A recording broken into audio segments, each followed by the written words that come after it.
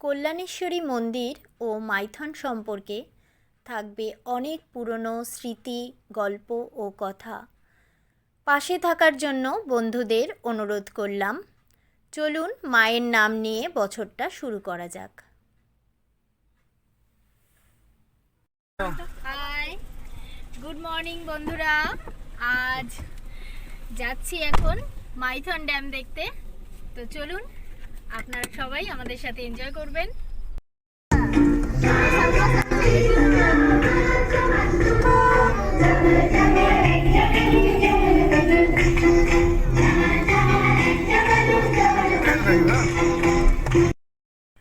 সকল বন্ধুদেরকে জানাই হ্যাপি নিউ ইয়ার।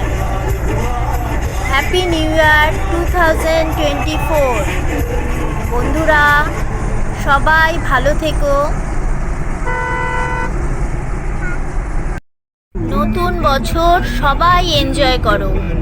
ভালো থেকো, সুস্থ থেকো। আমরা প্রায় চলে এসেছি। এখন আর 1 কিলোমিটার মতো রয়েছে রাস্তা। আর কিছুক্ষণের মধ্যেই পৌঁছে যাব।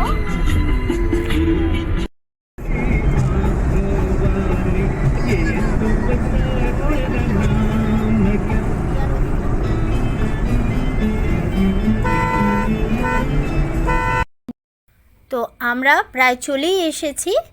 এখন আমরা একটা পার্কিংয়ের জায়গা দেখে গাড়িটা পার্কিং করে নেমে যাব। হাই বন্ধুরা, তো আমরা চলে এসেছি।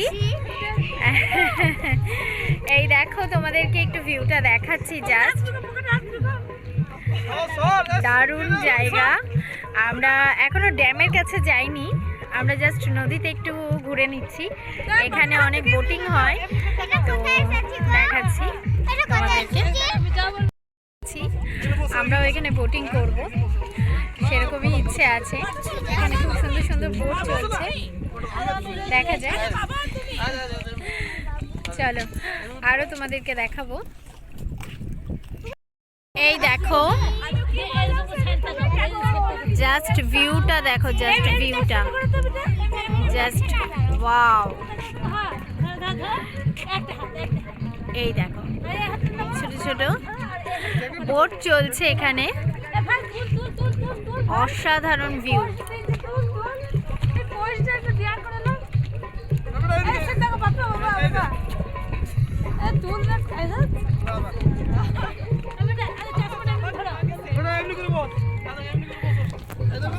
চলে আসলাম মিলেনিয়াম পার্কে। তো দেখুন, খুব সুন্দর একটি পার্ক দেখাচ্ছি।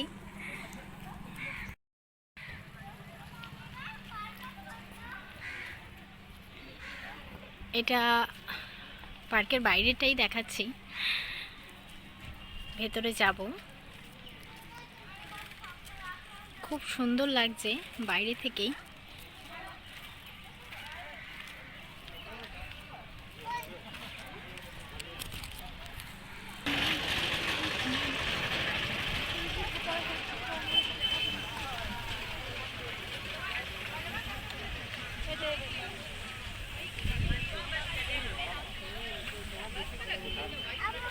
খুবই সুন্দর ভেতরটা। বিভিন্ন ধরনের গাছ এখানে রয়েছে। জিনিয়া, সিনথেসিয়া, গাঁদা, চন্দ্রমল্লিকা, বড় বড় ডালিয়া। এখানে যেটা বেশি গাছ দেখতে পাচ্ছি আমি, সেগুলো হচ্ছে সিনথেসিয়া। লাল, হলুদ, অরেঞ্জ, এত সুন্দর লাগছে। তো ফাইনালি আমরা চলে এলাম। এই দেখতেই পাচ্ছেন আমার পেছন দিকে দামোদর ভ্যালি কর্পোরেশন লেখাটা। তো এখন আমরা যাচ্ছি সেই জায়গায়, যার জন্য এখানে আসা।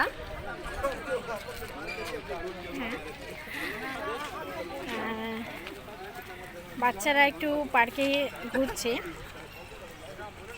তারপরেই আমরা চলে এলাম সেই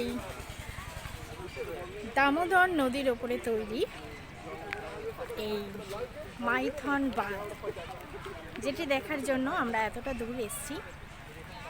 তো এখন সেখানেই যাচ্ছি। খুব সহজ রাস্তা। শিয়ালদা থেকে আসুন বা হাওড়া থেকে প্রথমেই আসানসোল আসতে হবে, সেখান থেকে গাড়ি করে এখানে আসতে হয়। আমি ডেসক্রিপশন বক্সে সেটা দিয়ে দেবো কিভাবে এখানে আসতে হবে। তো চলুন দেখাচ্ছি।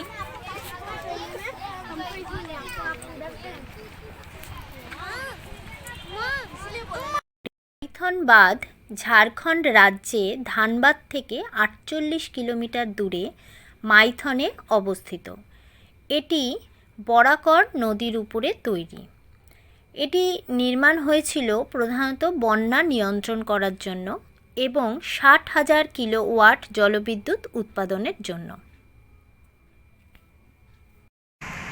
মাইথন ড্যাম ঘুরে এখন আমরা চলে এলাম কল্যাণেশ্বরী মন্দিরে। এই মন্দিরটিও বর্ধমান জেলার অন্তর্গত আসানসোল মহকুমার বরাকর নদীর তীরে অবস্থিত।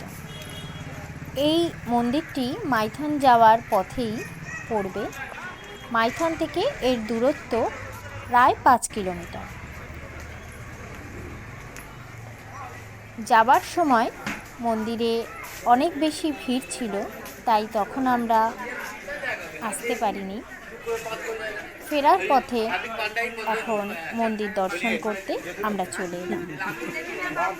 তো মন্দিরের মুখ থেকেই অনেক দোকান রয়েছে। এখানে মন্দিরের পুজোর সামগ্রী পাওয়া যায়। দুধারে সুসজ্জিত দোকানগুলি থেকে মন্দিরের পুজোর সামগ্রী নেওয়া হবে। এখন আমরা মন্দিরের প্রধান দরজার দিকে যাচ্ছি।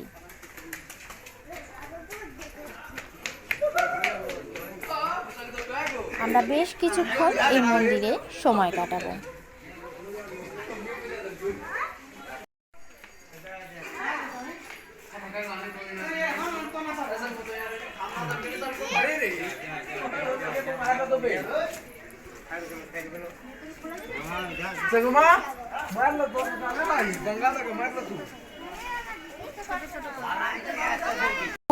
কথিত আছে 12,000 বছরের পুরনো এই মন্দিরের প্রতিষ্ঠা করেছিলেন মহারাজা বল্লাল সেন।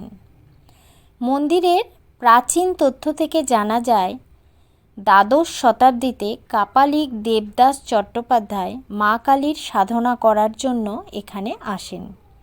সেই সময় এই এলাকায় ছিল ঘন জঙ্গল।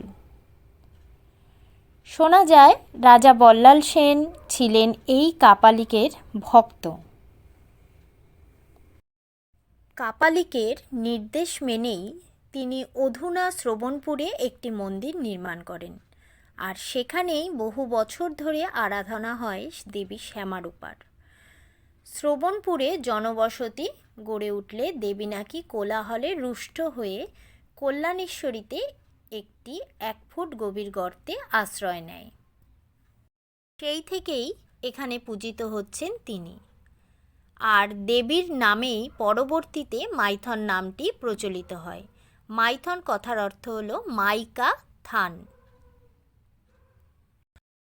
এখানে অনেকেই তাদের মনোকামনা পূর্ণের জন্য ঢিল বেঁধে মানত করে থাকেন। কথিত আছে মা এখানে খালি হাতে কাউকেই ফেরান না। তো সবাই মিলে আমরা মায়ের দর্শন করলাম। এখন আমাদের বাড়ি ফেরার পালা। তো এবার মন্দির থেকে আমরা বেরিয়ে যাব।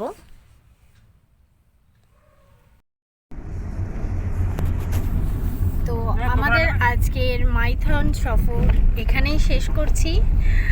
আমরা এখন বাড়ির দিকে রওনা হয়ে গেছি। বন্ধুরা, পাশে থাকার জন্য অসংখ্য ধন্যবাদ।